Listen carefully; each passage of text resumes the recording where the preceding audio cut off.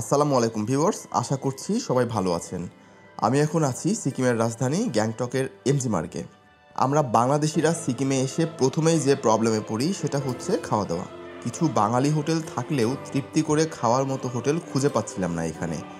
পরে আমাদের হোটেল ম্যানেজারের থেকে জানতে পারলাম এখানে একটি মুসলিম হোটেল আছে যার খাবার বেশ সুস্বাদু। সেই হোটেলের খোঁজে বেরিয়ে পড়লাম আমরা।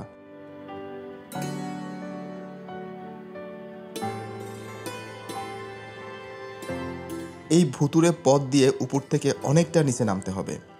এটি আসলে হোটেলে যাওয়ার মেইন রাস্তা না, আর একটি ভালো রাস্তা আছে, সেটি আবার অনেক ঘুরে যেতে হয়।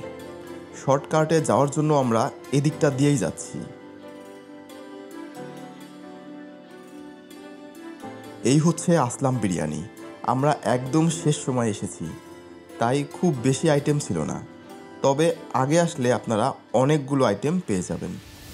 দামও অনেক সস্তা। আমরা ভাত এবং গরুর গোশত দিয়ে খেয়েছি। সত্যি তৃপ্তি ভরে খেতে পেরেছি। আপনারা যারা সিকিমে এসে খাবার দাবার নিয়ে প্রবলেমে পড়বেন তারা আসলাম হোটেলে ট্রাই করতে পারেন। আশা করি ভালো লাগবে। সবাই ভালো থাকবেন। আল্লাহ হাফেজ।